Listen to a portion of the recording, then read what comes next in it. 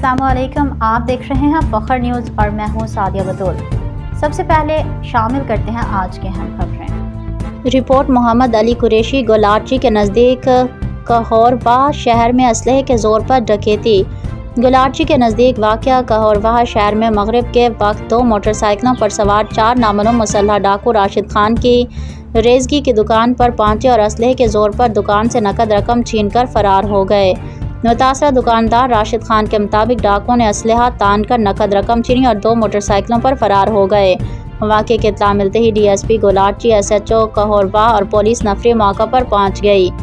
Police ने शवाहिद इकट्ठे करके तहकीकात शुरू कर दी हैं, जबकि मुल्ज़मान की गिरफ्तारी के लिए इलाके में नाकाबंदी और सर्च ऑपरेशन जारी है।